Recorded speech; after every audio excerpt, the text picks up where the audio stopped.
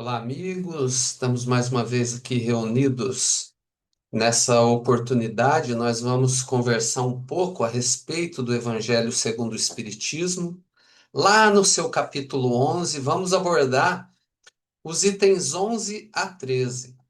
E esses itens vão trazer à tona um assunto que é muito atual para toda a humanidade, né? Que é o tema do egoísmo. E o item 11 começa dizendo mais ou menos assim: o egoísmo, chaga da humanidade, tem que desaparecer da Terra, a cujo progresso moral obsta. Então, primeiro parágrafo já bem interessante, já com alguma coisa para a gente começar a trabalhar, porque existe aí uma, uma afirmativa importante para nós, que é a afirmativa do egoísmo como chaga da humanidade, né? E como chaga da humanidade, a gente precisa ter a percepção que, que esse excesso está presente em cada um de nós, que compomos a humanidade. Então, a partir do momento que você entra para o reino hominal, ou seja, ingressa na humanidade, você acaba tropeçando por opção própria no excesso do egoísmo.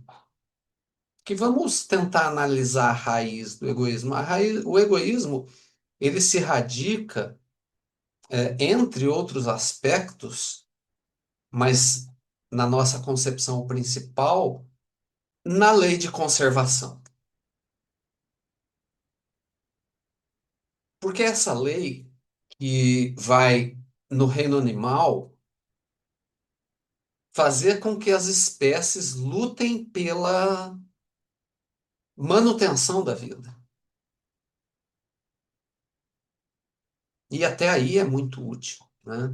Porque, até mesmo porque nesse reino, o espírito, com E minúsculo ainda, ele não tem a escolha, então ele atua de acordo com o que a lei pede dele, o que esse instinto determina. Então não tem certo ou errado. Ele vai atuar sempre de forma compatível com a lei. E aí a gente ingressa no reino nominal, que é o nosso, na humanidade, e aí os espíritos nos apresentam o egoísmo como chaga da humanidade. E o egoísmo, você vê, ele é uma forma exagerada de preservação. É querer tudo só para si. Enquanto o animal, ele até mata às vezes para sobreviver, os carnívoros particularmente, mas nós não, nós vamos atuar como grandes acumuladores, por escolha. Então, aí a gente tem o momento onde algo que da parte da criação tem grande utilidade, sendo pelo nosso excesso desvirtuado, porque aí a gente vai ter todo um capítulo explicando, fazendo essa relação daquilo que nos é necessário e dos excessos, né? Dentro de O Livro dos Espíritos, a gente vai ter uma abordagem muito ampla dessa relação do homem. E é por isso, pela escolha, que na humanidade o egoísmo, que é uma escolha, se torna essa chaga, né? Então, penso eu que essa colocação está aí para nos lembrar de que, em algum grau, todos nós, toda a humanidade acaba optando pelo egoísmo de novo, em algum grau, porque todos nós já temos as sementes da virtude, da nobreza em nossas almas, né? Essa é uma composição que deve ser continuada. É um trabalho que vem sendo feito por cada um de nós em algum nível, né? Portanto, o amor ao próximo, a caridade, e os elementos que são os grandes antídotos para o egoísmo, eles já estão presentes em nós. Mas aí, por comodismo, pelo conforto, por para atender às nossas vaidades, a gente acaba em algum momento optando por essa ou aquela escolha que está vinculada a esse mal, ao egoísmo, né? E ao seu pai, que é o orgulho, né? Como os espíritos vão nos apresentar. Então, cabe a nós reconhecer que, primeiro, sim, o egoísmo habita em cada um de nós, e a partir daí definir aonde é que está e o que que nós precisamos fazer para produzir alguma alteração. Os espíritos seguem dizendo assim: ao espiritismo está reservada a tarefa de fazê-lo ascender na hierarquia dos mundos. É bem interessante essa colocação, porque quando ele fala do espiritismo, a gente automaticamente é levado para a ideia da doutrina espírita. E penso eu que essa colocação é muito mais ampla do que isso. Ela não diz respeito à doutrina espírita, mas não somente a ela. Ele fala do espiritismo como sendo essa certeza do ciclo da reencarnação. Como assim o ciclo da reencarnação? Assim, eu nasço, ou seja, reencarno, tenho a parte alta do meu ciclo no plano material e desencarno. A partir daí, segue essa realidade no plano espiritual, aonde eu vou chegar ao ponto de reencarnar de novo, ou seja, esses ciclos contínuos, eles é essa referência ao espiritismo. E é por isso que está reservada a tarefa de fazer o planeta ascender na hierarquia dos mundos, eliminando o egoísmo. Porque à medida que eu compreendo que todo esse acúmulo que eu acabo fazendo, acabo me empenhando em uma encarnação por fazer, na minha desencarnação ele desaparece. Pelo menos para mim. Fica aí para os herdeiros que vão, enfim, tomar sua própria linha de conduta a partir dali. Mas para mim ele acabou. Então, essa transitoriedade dos bens materiais, que é uma representação da própria transitoriedade do planeta, que eventualmente vai desaparecer na poeira cósmica, com o fim desse sistema, com o fim, com a morte do nosso Sol, que dista bilhões de anos, mas vai desaparecer. É uma certeza. E toda a produção intelectiva, física desse planeta desaparecem com ele. Ou seja, está falando da transitoriedade desses bens que se vinculam ao egoísmo. Porque o egoísmo não é acúmulo de valores morais. Isso é uma virtude. O egoísmo não. O egoísmo ele é contrário às virtudes. Ele é um excesso. Ele é uma viciação. Daí o acúmulo. Então, essa tarefa ela é muito mais ampla. Hoje o espiritismo cumpre muito bem esse papel, com certeza, mas imagino, penso eu que chegará um dia que esse conhecimento, o da reencarnação, vai se tornar algo de domínio de toda a humanidade.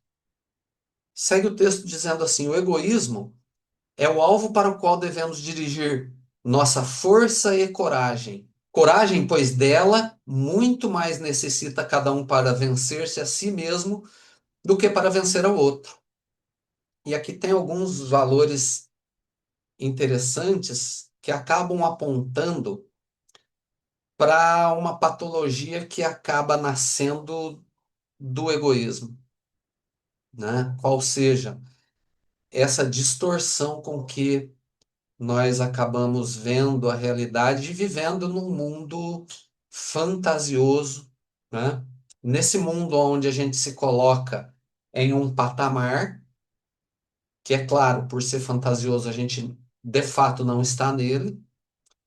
E nesse patamar onde a gente se coloca, esse patamar geralmente mais alto, a gente olha para baixo e enxerga aquele que deveria ser o nosso próximo como alguém que de alguma maneira é subordinado moralmente a nós. Então, é um risco, né? Que eventualmente a gente vem chamando atenção. Ah, nós somos espíritas, recebemos mais luz, e aí a gente pode acabar acreditando que a gente é merecedor disso, quando, na verdade, via de regra, é porque a gente precisa desse volume maior de luz, porque sem ela a gente jamais sairia daquele ponto estacionário no qual nos debruçamos, né? E a gente vai ver companheiros que não precisam de tanta luz para crescer, e tem religiões que apresentam essas ideias de forma muito mais simbólica, muito mais subliminar, muito mais, mas apresenta todas as ideias que o Espiritismo nos oferece de forma muito clara, né? Então, talvez sem essa clareza a gente não conseguisse sair do lugar, então não há mérito em ser espírita, mas sim necessidade. E para alguns, claro, há mérito, não estamos aqui questionando, mas para a grande maioria de nós, grupo no qual eu me insiro, o que nós temos é realmente necessidade de uma clareza absurda, tal qual o Espiritismo pode nos oferecer, né? Então, quando a gente se coloca em um patamar equivocado e se coloca acima dos demais, então aí também tem um componente do egoísmo, na verdade, do pai dele, que é o orgulho, né? Porque o egoísmo acaba sendo uma consequência desse orgulho. Então, eu me coloco nesse patamar. E como eu estou num patamar mais elevado, eu sou merecedor de um tratamento diferenciado, eu sou merecedor das benesses da divindade, eu sou merecedor de elementos que o outro não precisa, por estar em um patamar inferior. Perceberam como isso vai tornando elementos que são muito positivos em vai subvertendo a própria realidade de valores que são espíritas. Porque o espiritismo ele não vai nos apresentar as coisas dessa maneira. Então a gente tem que ter essa clareza de que recebemos o espiritismo muito mais por misericórdia de Deus do que por mérito próprio. E aí o texto aborda a questão da coragem, né? Coragem, pois dela muito mais necessita cada um para vencer a si mesmo do que para vencer o outro. É uma referência, na nossa opinião, nessa nossa análise, a essa coragem de olhar para dentro de si mesmo e ver que dentro de nós há egoísmo, como ele aborda desde o começo, egoísmo em algum nível, orgulho em algum nível, né? Ah, mas como assim? Bom, ele falou, né? Chaga da humanidade, chaga de todos nós. E se a gente está questionando isso, olha só o papel que o egoísmo e o orgulho já estão exercendo na nossa própria consciência, né? Não dá para questionar. Todos nós estamos inseridos nessa dinâmica. É necessário ter o quê? Coragem para olhar para dentro de si mesmo e ver esse nosso lado sombra. Por quê? Porque esse é o primeiro passo para a solução do problema. Se eu não entendo que dentro de mim existe esse aspecto a ser melhorado, como é que eu vou melhorá-lo? Se eu sequer admito que ele existe. O primeiro passo da solução dos problemas é admitir que eles estão presentes ali. Você vai ver isso em diversas iniciativas, particularmente nos grupos que operam no tratamento contra os vícios, né? O primeiro passo é o quê? É a pessoa que é viciada nesse ou naquele aspecto da vida, admitir, eu sou viciado. Porque a maioria vai falar, não, não. Por exemplo, usando o exemplo da bebida, não, eu bebo só quando eu quero, quando eu quiser eu paro. Só que nunca para. Porque não admite. Primeiro passo para resolver o problema é falar, realmente eu sou dependente, né? Então, trazendo para nós, realmente, eu sou egoísta, eu sou orgulhoso, eu tenho arrogância, eu tenho essa. Olhar para dentro das sombras e reconhecer de fato aonde estão incrustados esses elementos na minha própria natureza. Porque se eu só falar da boca para fora sem tê-los reconhecido também já é um progresso, mas eu não sei onde estão. Eu preciso saber. É o grande compromisso, e penso eu que é disso que fala esse pedaço, essa parte ali. Mas na sequência, o texto vai ser mais explícito ainda, quando fala assim, ó, que cada um, portanto, empregue todos os esforços a combatê-lo. Combatê-lo o quê? O egoísmo. Em si.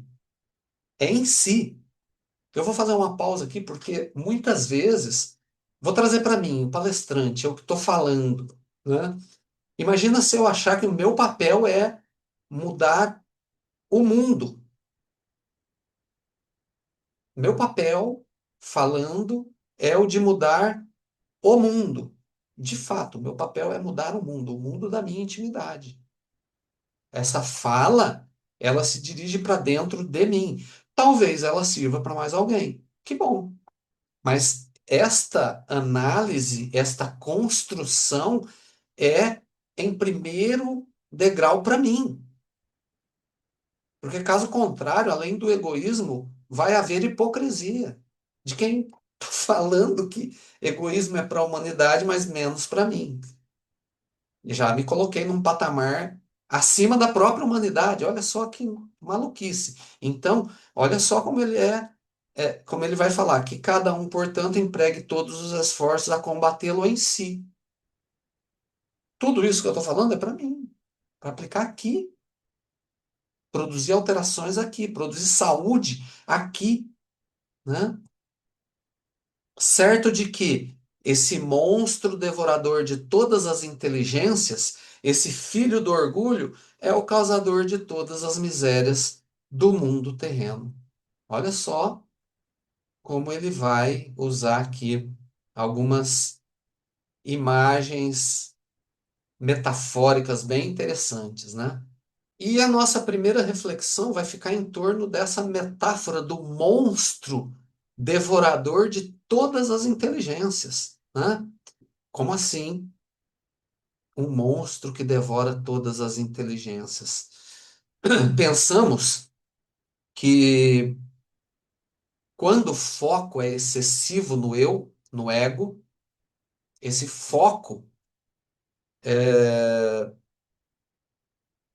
que é característico desse movimento do orgulho e do egoísmo, né? Ele acaba por cegar o papel verdadeiro que o outro tem na nossa própria vida, na nossa própria experiência, né? E aí a gente gostaria de usar um exemplo bem prático, o exemplo da felicidade, né? Se nós pararmos para analisar dentro dessa construção empírica da nossa realidade, da nossa vida, os momentos nos quais fomos felizes, a gente vai sempre encontrar o papel de outro, né? Basta a gente se lembrar do nosso primeiro filho, para quem já teve, do encontro primeiro com o grande amor da vida, né? Aquela pessoa que me acompanha desde sempre, das grandes amizades.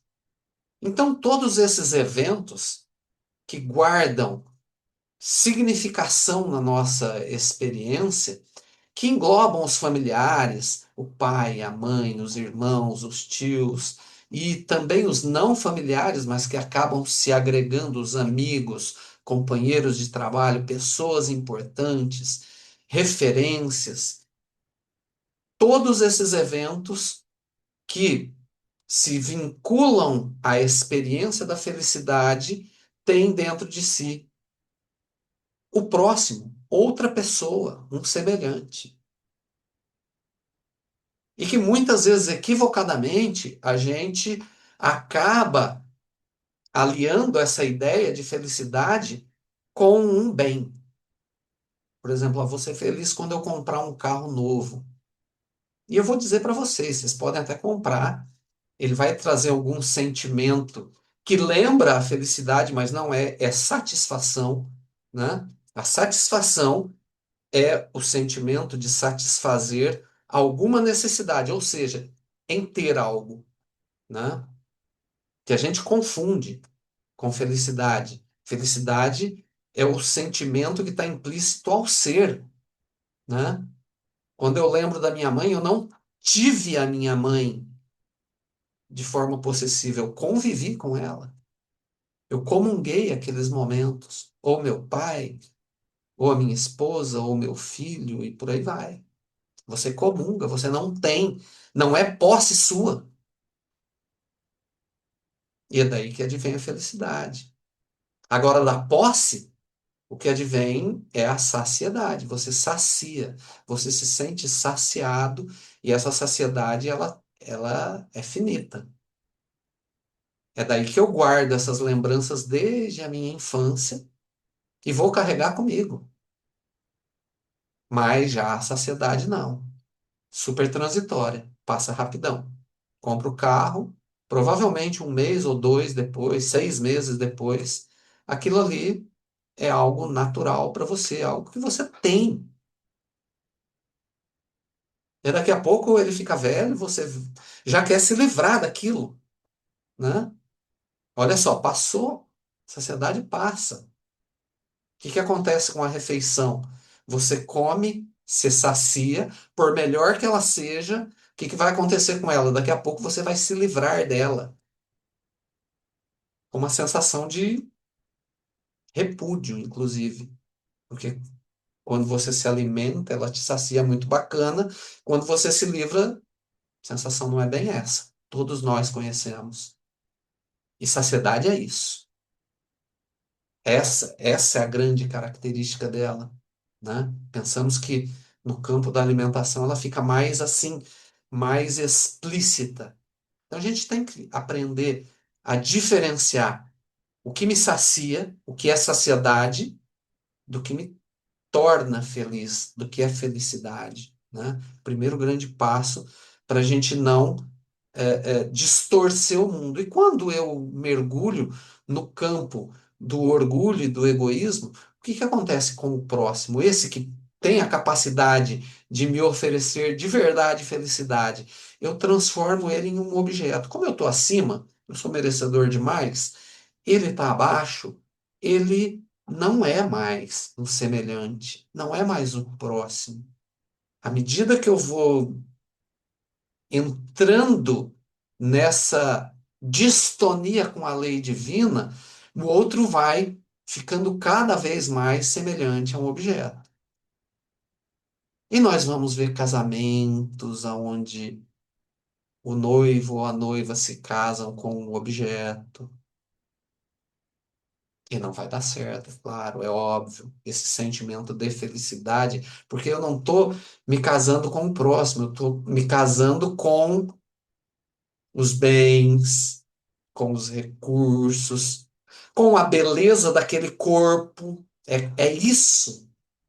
Não é um sentimento que transcende, é um sentimento de possessão. E, cara, você vai se saciar, e dessa saciedade ela vai passar à semelhança daquilo que acontece com o nosso alimento.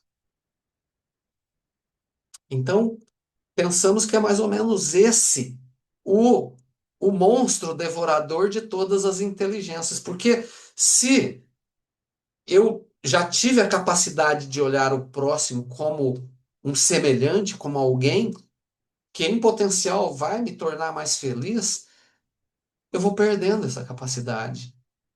Eu vou me desconectando da verdadeira inteligência que já esteve presente em mim. e me conectando com essa ilusão de que o mundo poderá suprir a minha ânsia por felicidade, algo que nunca vai se realizar.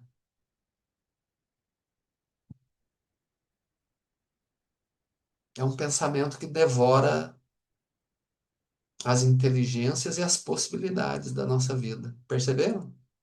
E isso vai se tornando mais grave à medida que nós nos aprofundamos nessa linha de pensamento, meus irmãos. Pensamos ser assim, né? E aí a gente mergulha nessa ideia secundária do egoísmo como filho do orgulho que foi narrado ali, que a gente acabou abordando eventualmente, né? Quer dizer, o que que me coloca nesse patamar superior em relação ao outro, senão o orgulho? Então é por orgulho que eu acho que eu estou onde de fato eu não estou. Que eu acho que eu sou muito mais do que eu verdadeiramente sou, e como consequência disso, o outro passa a ser compreendido como um ser secundário inicialmente. Ele sofre um processo de desumanização gradativa, à medida que eu retroalimento o orgulho em mim. Então, a gente percebe que o egoísmo é a aplicação prática do orgulho na nossa vida. Quer dizer, se eu sou mais importante, é natural que eu tenha vantagens. Está justificado que eu tenha vantagens, que eu receba mais atenção, que eu tenha mais recursos, enfim, que eu usufrua de elementos que o outro não merece, pelo simples fato de ser menos do que eu sou. Perceberam como o mundo vai se distorcendo, a realidade vai se distorcendo. A própria lei maior elencada pelo Cristo, ela se desmancha. Amai ao próximo como a ti mesmo. Como isso é possível dentro desse contexto que estamos analisando? É impossível. O texto segue nos apresentando o seguinte conteúdo: Jesus vos deu o exemplo de caridade, Pôncio Pilatos, o de egoísmo. Pois, quando o primeiro, o justo, vai percorrer as santas estações de seu martírio, o outro lava as mãos, dizendo: que me importa, sabendo tratar-se de um homem justo, e entretanto, deixando que o conduzam ao suplício. Então, nós pensamos que essa comparação ela tem como objetivo de apresentar dois elementos que estão presentes em nós, né? Jesus é a representação da virtude. Jesus é a outra face, é a caridade ativa, é o sacrifício pessoal em favor do outro, do semelhante. Ele representa a nobreza humana, tudo aquilo que é justo, tudo aquilo que é bom, que já habita em nós em algum nível, em algum volume. Não está terminado, não está finalizado, mas já há uma semente de nobreza em nós, há uma semente de justiça, há uma semente de bondade. Então há uma semente de Jesus dentro de cada um de nós. Por outro lado, Pilatos representa exatamente o contrário, o oposto, a negação da responsabilidade. É o que ele diz: que me importa? É a negar a responsabilidade, é a omissão moral para preservar o próprio conforto, o próprio interesse, a própria posição, que são elementos que também, como nós viemos falando desde o começo, estão presentes em nós. Então, duas verdades que estão dentro de nós: a virtude e o excesso e a viciação, né? E essa referência chama atenção para o fato de que moralidade não é apenas fazer o bem.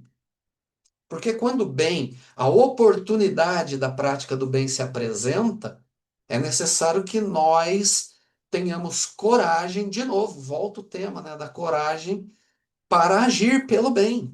O que muitas vezes significa abrir mão do interesse pessoal, ou seja, sacrificar o interesse pessoal a favor do semelhante. Então, essa é uma narrativa histórica que apresenta no nosso pensar ali dois arquétipos, dois modelos de comportamento, né? Que é o que queremos dizer com arquétipo. Nessa, porque lembram-se que é na humanidade que o egoísmo passa a ser esse agente, e é na humanidade que nós temos a oportunidade de escolha. E é de escolha que ele está falando aqui. Então, meus irmãos, é isso que a gente tinha para apresentar no dia de hoje. Esperamos ter podido contribuir com essas reflexões para o nosso crescimento, desejando a todos aí uma semana de muita paz, de muita luz, e se Deus quiser, até nosso próximo encontro.